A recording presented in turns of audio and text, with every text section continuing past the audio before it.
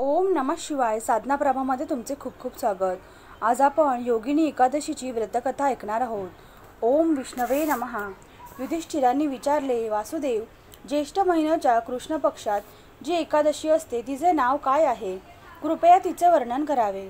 भगवान श्रीकृष्ण म्हणाले, नृपश्रेष्ठ, ज्येष्ठ महिन्याच्या कृष्ण पक्षातील एकादशीचे नाव योगिनी आहे.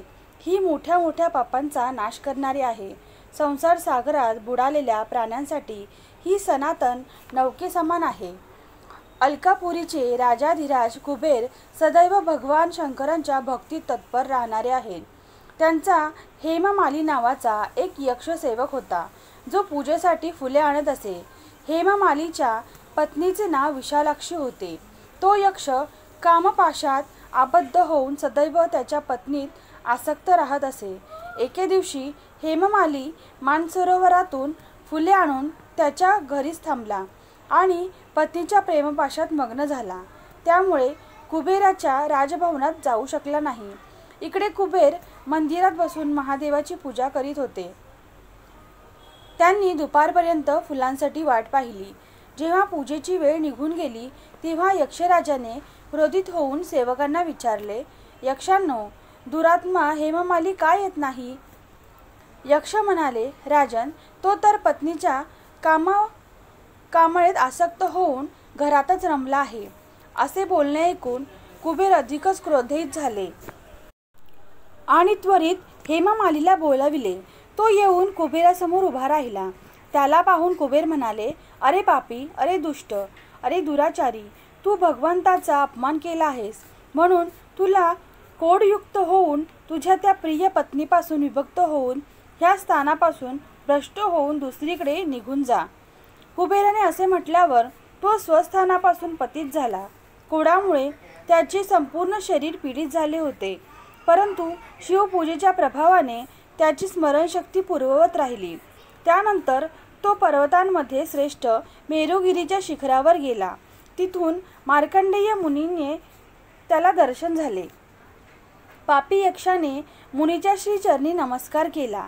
मार्कंडेय मुनी त्याला भीतीमुळे थरथरत असलेला पाहून, तुला कोड रोगाने कसे ग्रासले असे विचारले. यक्ष म्हणाला, मुनी, मी कुबेराचा सेवक हेममाली आहे. मी दररोज मानसरोवरातून फुले आणून शिवपूजेच्या वेळी कुबेराला देत असे. एके दिवशी पत्नी सहवासाच्या सुखात फसल्यामुळे मला वेळेचे भानच राहिले नाही. म्हणून राजाधिराज कुबेरांनी क्रोधित होऊन मला शाप दिला, ज्यामुळे मी कोडाने आक्रांत होऊन माझ्या प्रिय पत्नीपासून दुरावलो गेलो. मुनिश्रेष्ठ, संतांचे चित्त स्वाभाविकपणे परोपकारात लागलेले असते.